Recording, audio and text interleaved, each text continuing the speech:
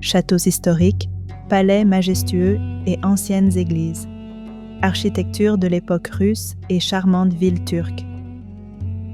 Bonjour, je suis Adèle et bienvenue dans mon voyage à travers l'Anatolie orientale en Turquie. Ani, ancienne capitale d'un puissant royaume arménien, une ville qui rivalisait avec Constantinople et Bagdad. Foyer de plus de 100 000 habitants, la légendaire ville aux 1001 églises.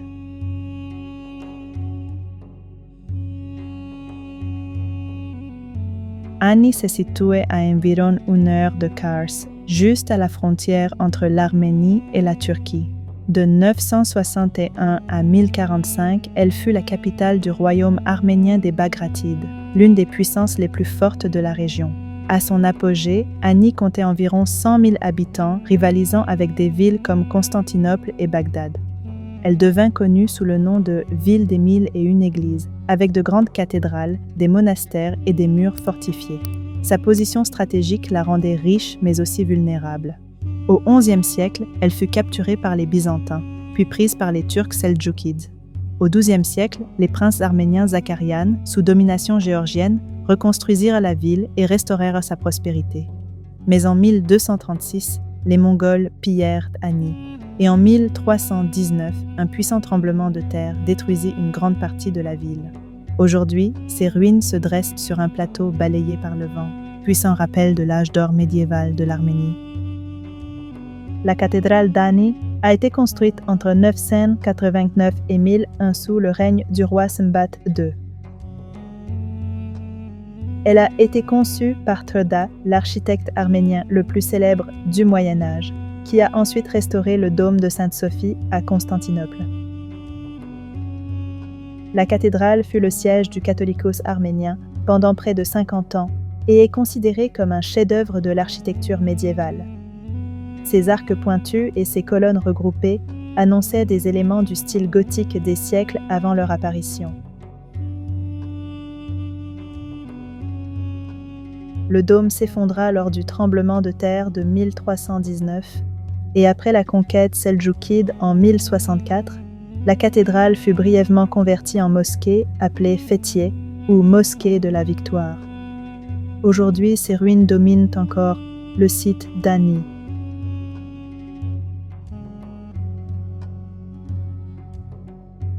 Construite en 1215, l'église Saint-Grégoire de Tigran-Honens est l'un des monuments les mieux conservés d'Ani.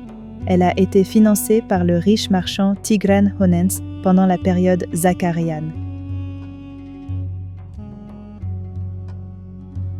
Les murs de l'église sont décorés de sculptures détaillées d'animaux, réels et imaginaires. Les fresques intérieures sont les plus remarquables, occupant de grandes parties des murs. Elles représentent la vie du Christ et de Saint Grégoire l'Illuminateur, fondateur de l'Église arménienne. Ces fresques sont inhabituelles dans les églises arméniennes et seraient l'œuvre d'artistes géorgiens.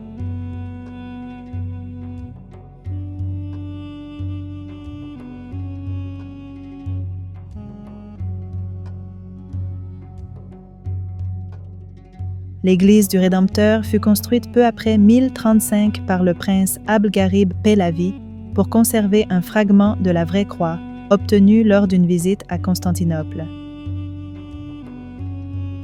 Les inscriptions indiquent que le prince Abdelgarib ordonna que des offices nocturnes soient célébrés dans l'église jusqu'au second avènement du Christ. Une tempête en 1955 détruisit la partie orientale, laissant le bâtiment partiellement en ruine, aujourd'hui soutenu par des échafaudages. L'église Saint-Grégoire de la famille Bougamir a été construite en 1040 au bord d'une pente. Selon les inscriptions sur ses murs, l'église a été édifiée par Abdelgarib Pahlavi, fils de Grigor Pahlavi, comme chapelle privée pour la famille. Un mausolée familial a été ajouté sur le côté nord. Grâce à sa construction solide et aux dommages historiques limités, elle reste l'une des églises les mieux conservées d'Ani.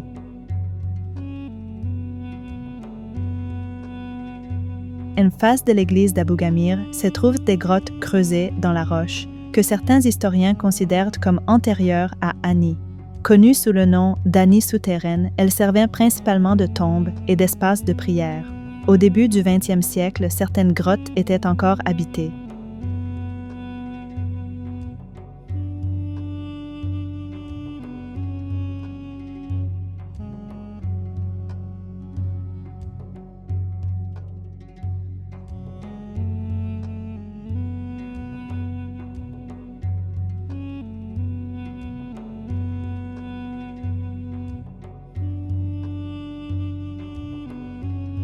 Construite par Manuchir ibn Shabur de la dynastie Shaddadide entre 1072 et 1086, la mosquée de Minuchir porte le nom de son fondateur.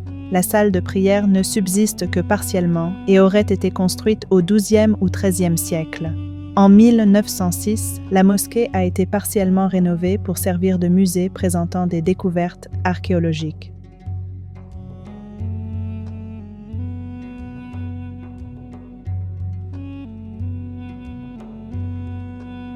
La citadelle d'Ani, située sur une haute colline au sud, possède des fortifications du 7e siècle construites par la dynastie Kamsarakan. Au sommet se trouvait le palais royal bagratide, ainsi que 3 églises et plusieurs autres bâtiments.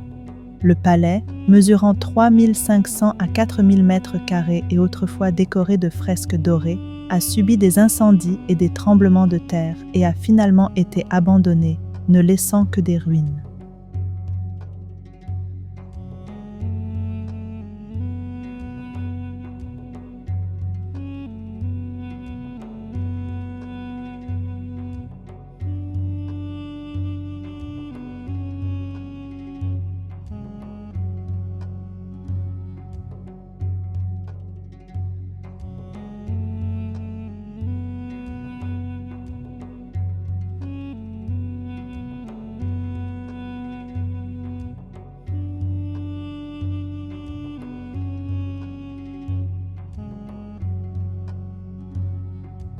L'église des Saintes Apôtres a été fondée par la famille Pahlavi, la plus ancienne inscription datée remontant à 1031.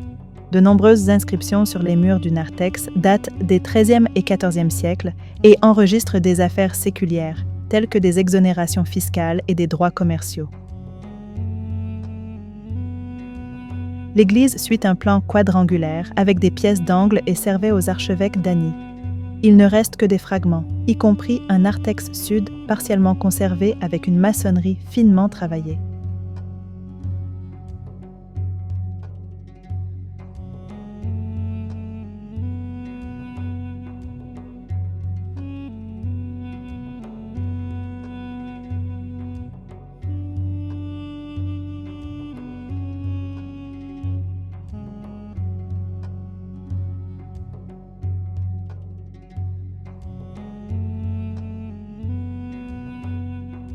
L'église Saint-Grégoire du roi Gadjik a été achevée entre 1001 et 1005 sous l'architecte Turdhat. Son plan reflétait celui de la cathédrale de Zvartnots avec 4 absides et une galerie circulaire. Des problèmes structurels précoces ont conduit à un renforcement en 1003, mais l'église s'est finalement effondrée. Au XIIIe siècle, des maisons furent construites sur ces ruines, réutilisant une partie de la maçonnerie originale.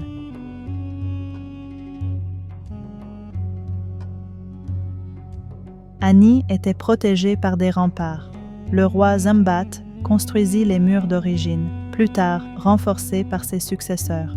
3 portes se trouvaient au nord, la porte du Lion, la porte de Kars et la porte de Devin.